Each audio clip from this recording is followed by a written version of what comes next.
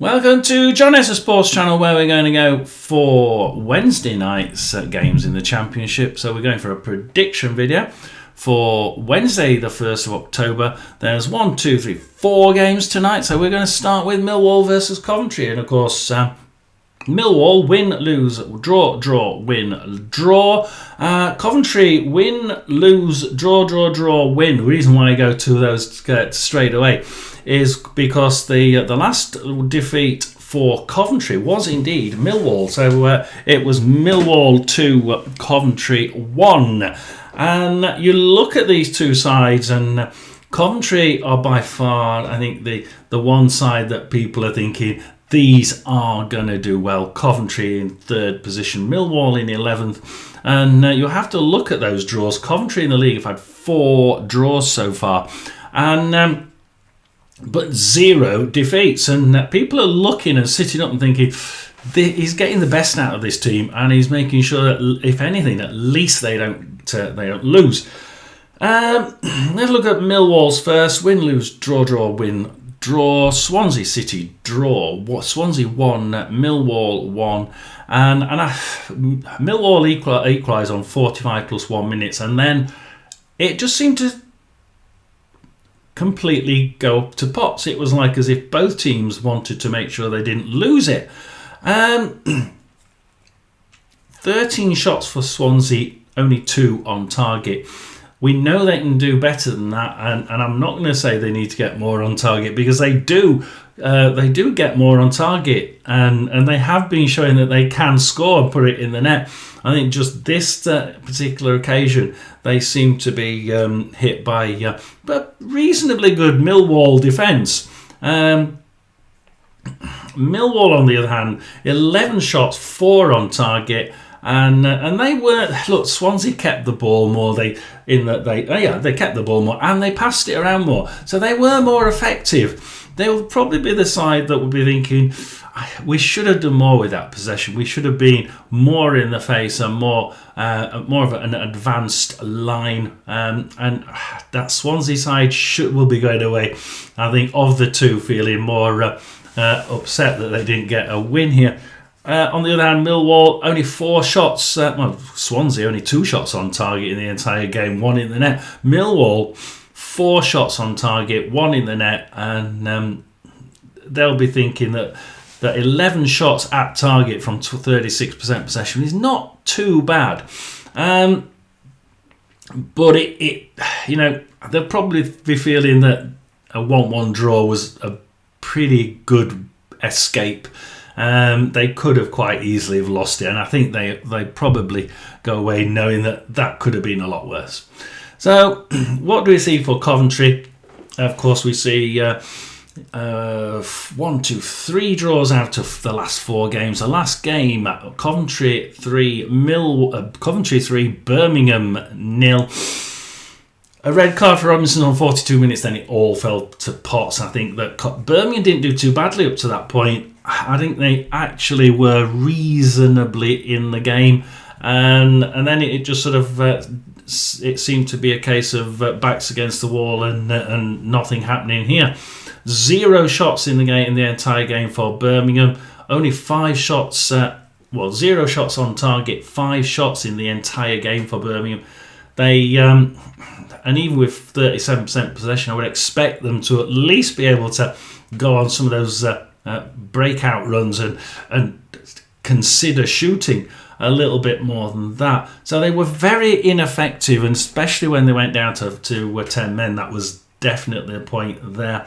But they got a draw last time out, Coventry, against 0-0 against Leicester. So they're not doing too badly, are they? Birmingham win, a Leicester draw 0-0, a Norwich City draw 1-1, and I really thought that they should have won that one by a country mile, but 1-1 to me was quite a shocker. This team can play average. They're not a team that can either turn up or not, but they're a team that can either turn up or play pretty average football, and they did against the Norwich side. They don't do it very often. And the other game I want to talk about is a Millwall game for that Millwall won. So the Carabao Cup, where it was Millwall 2, Coventry 1. And the reason why I want to talk about it is because I heard on Talk Sport that this was a Coventry City team that obviously didn't want to get into, didn't want to concentrate on the Carabao Cup because it's a cup they're not going to win. They want to concentrate on keeping their players fit and uninjured and getting them into the promised land of the Premier League. Please do comment down below. Like, subscribe, comment down below. Do you think that TalkSport Radio are correct in that one? I can see why that would be true. I can see absolutely why that would be true. I'm looking at their position in the league. I think that, third position, they may very well be thinking, let's just keep the injuries down, lads. Let's just make sure we're here at the end of the year. So, what do we think here? It's a very good Millwall side, but unfortunately I think that Coventry side have been showing that they can do really well if they turn up and play their good football rather than their sort of, okay football.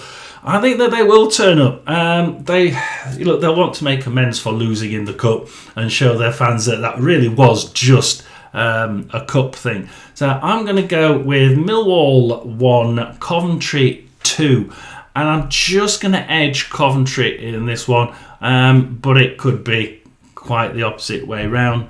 Then we go to the Norwich West Brom game, and of course Norwich are in 17th, West Brom are in 9th.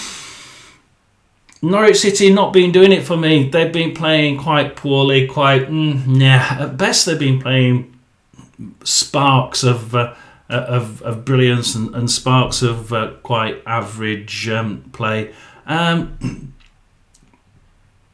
For me, it's like they've either sort of managed to get that lucky run of the green and get some really good points on the board and give the ball to Sargent enough to get out of jail free, if you like.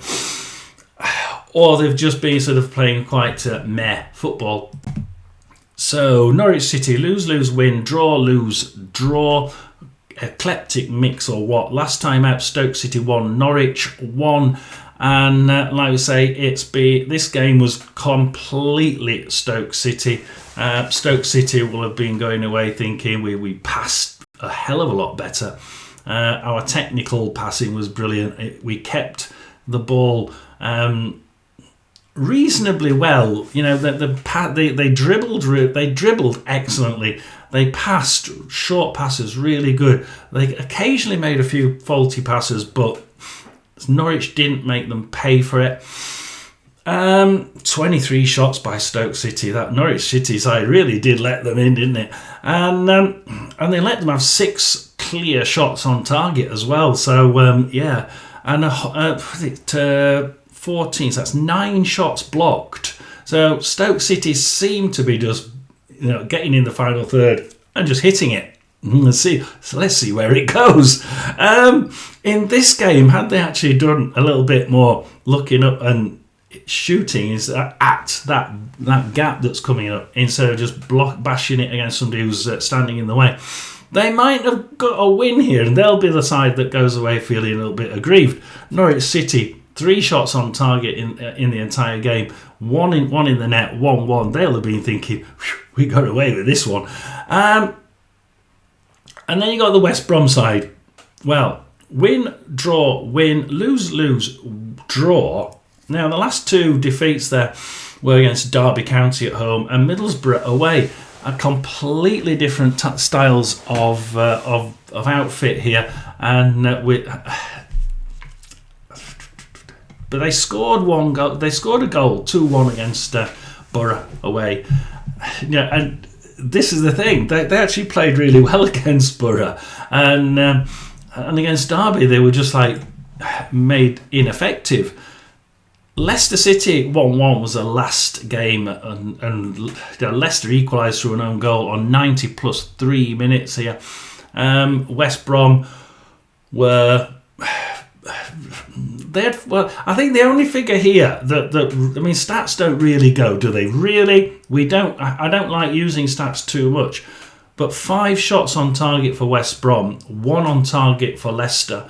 And that's about it. These two sides were able to get into each other's end relatively often, and they were able to get off a shot relatively often. For me, the West Brom side was slightly more clinical. Leicester has, in this game at least, has to use their great. I mean, they were passing and dribbling really, really well. An awful lot better than West Brom, but they didn't do enough with it. Or West Brom managed to make sure they didn't do enough with it and kept pushing them back. But either way, this was a draw where West Brom probably ended up thinking, should have won that one. So let's have a think about this. Leicester City didn't do it well enough, and they've got a really good name, really good team behind them. That West Brom side, though, did manage. They should have won that one. 3 games without a win so far. Will it be 4? But then you look at the Norwich side, and they're in the same situation. It's draw, lose, draw instead of lose, lose, draw for Norwich. I think this is going to be, unfortunately, another Norwich 1, West Brom 1. And we'll forget about that one. It may be a really boring game. We'll go to Watford the game against Portsmouth. So Portsmouth home against Watford. Portsmouth lose, draw, win, draw, lose, lose. Game against Ipswich, of course, the last time out. 90 plus 2 minutes consolation goal for Portsmouth. The last 2 games, Portsmouth, because I live just down the road from Portsmouth, have been playing awful. The Sheffield Wednesday defeat at home, they played atrocious. This Ipswich game, they played a little bit better, but they still played poorly. Can they continue to just get that performance back? Because they were playing decent football originally. I think they can, but can they do it here? Let's have a look at this Ipswich game. Ipswich 2, Portsmouth 1. And, Ipswich were... I know that this is where you see stats don't really do it for me. The stats say Portsmouth actually passed better than Ipswich. For me, Ipswich were better in every part of this game.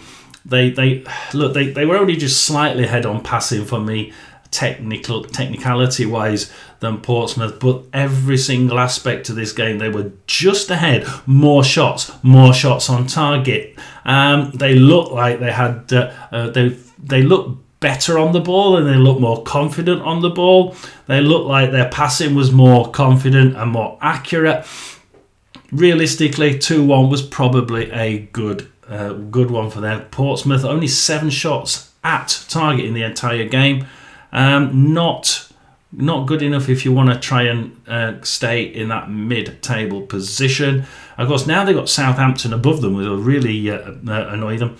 Watford win, draw, lose, win, and I think that this side they've been playing some good football in some games, and then in other games they've been quite mid-table. Blackburn 1-0 defeat, Millwall 1-0 defeat, followed by this game the 2-1 win against Hull City. Watford 2, Hull City 1. Hull City went ahead, and I thought they must be. Well, I was watching it on the watch along, and I was thinking this team could actually get a 1-1 here at least. I think, because Watford they were really good against a sort of average Hull City. A lot better passing, an awful lot better clinically. 21 shots. I think we can say that's about right. And it did look like they were shooting as soon as they got in the box, but they were shooting very accurately. 8 of those apparently on target, and 5 of them blocked. This was a Watford side that actually meant that they were shooting. They were trying to get it on target. Not always as accurate as fans would have liked, but it was a team that deserved the win. If anything, it deserved to win by a lot more than just 2-1. So Watford here played really good. But then you look at the Millwall defeat and the Blackburn defeat as being games that they didn't really turn up for me. And then the Southampton and the Swansea game before that, the draws 2-2 and 1-1. I thought they were great, and I thought Watford were good value for the money. So, which one's going to turn up? Well, I think here Portsmouth are going to have to make sure they play a good game of football. The last home game was atrocious. They're going to have to make sure they play good in front of that crowd. That crowd can be very noisy, very boisterous, and it's a great place to play if you're a Portsmouth supporter. Both of these teams can score. Only one goal scored in the last 3 for Portsmouth.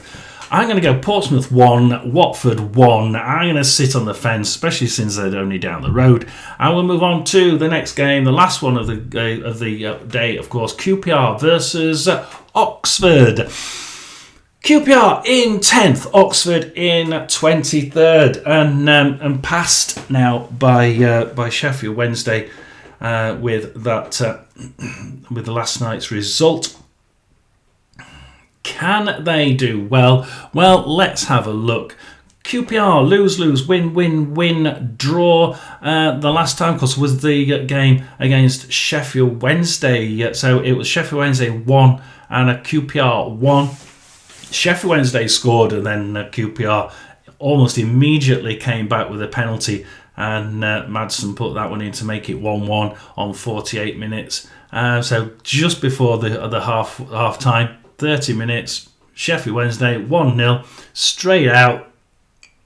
So just 18 minutes of football later, and QPR get the penalty, and boom, it's even. So it's that half-time break in the middle of that short period of football. For me, it must have been a good talk. It really must have, because QPR for me just sort of just managed to, like, it was almost like giving a kick up the arse, and managed to, like, oh, we can actually we should be able to do better than to be losing against Sheffield Wednesday, given where they were in the league. Although they've been getting points, so did they underestimate the Wednesday? I think they underestimated them. And that's probably the best way I can put it. Because that team, that QPR team, should be able to knock the Sheffield Wednesday team. Even with Barry Bannon up front, and he's a brilliant player. That team combined should be better on the pitch than Wednesday. But they weren't. Until the second half, when they seemed to get more into it. At the end of the day, everything here screamed, after they'd equalised, screamed this was going to finish as a draw. Probably rightly so. Wednesday, for me, had that first half sewn up. And then when they scored, they seemed to just ease off the gas a little bit. And QPR managed to get that equaliser, and bang, I think, for me, although QPR had started playing better, they'd sort of played better to a point where they were now bang on equal. 1-1, probably a good bet on that one.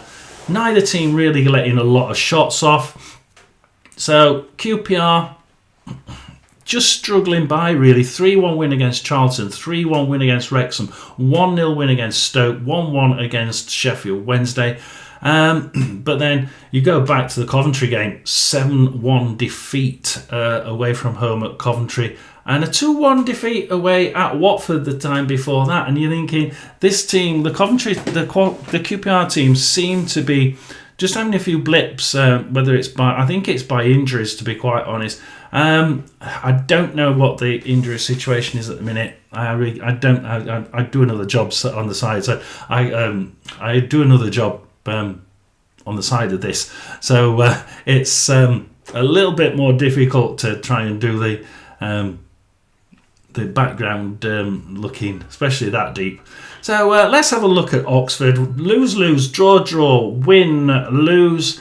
Birmingham and Brighton defeat. 6-0 against Brighton, of course, in the Carabao Cup. I think they played reasonably well, except for that game. In Birmingham, they played reasonably well.